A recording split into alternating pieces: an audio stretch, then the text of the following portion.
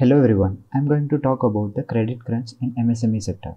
In India, there are more than 63 million MSMEs, but only 10% of it have access to formal credit. MSMEs overall contribute to about 28% of India's GDP.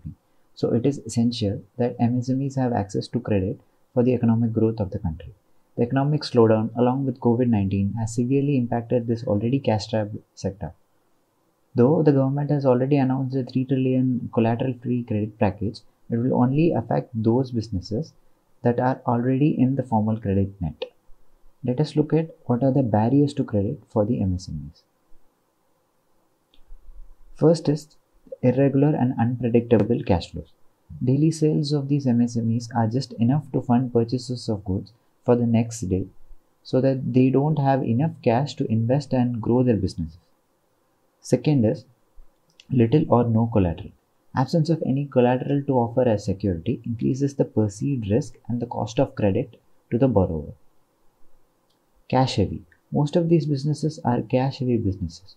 So there is no formal record of data available to assess its creditworthiness.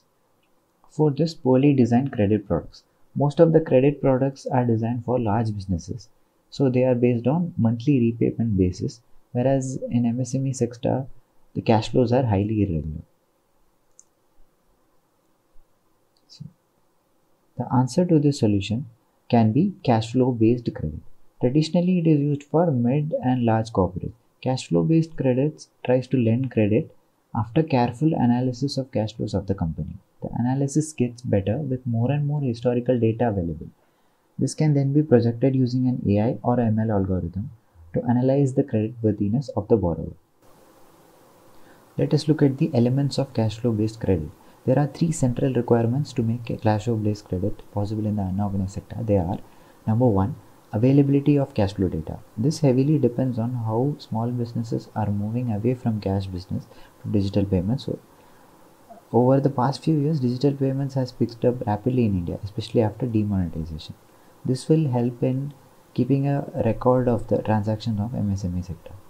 With the increased adoption of UI and QR codes and other digital payment methods, this is becoming more easier. Second is aggregation of cash flow data. With multiple digital payment options available, the cash flow data is currently fragmented.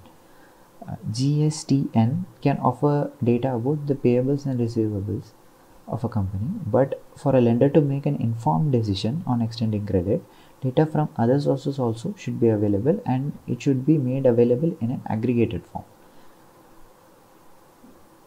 This is where account aggregators come in. Account aggregators are essentially RBI approved entities which help in collecting data from different MSMEs, organizing it, aggregating it, and putting it in a structured form so that the banks and other lenders can use it to offer credit for them. Okay. The third point is a borrower's consent. Of course, the borrowers must give consent to collect data to be used by the account aggregators. The following pictorial representation gives an idea about how the system works. So first, the borrower would request a line of credit from the credit system. To assess the viability, the lender then will request for borrower's data held at various other custodians from a data access fiduciary, which is the account aggregators in this case. Under the consent given by borrowers, account aggregators, they request and fetch data from one or more custodian and then passes the aggregated data tool to the lender. The lender then combines this with various other data sources such as public data, economic data, and other sources, and then he applies it to a credit decision model, and which will forecast the likelihood of default with much better accuracy and confidence.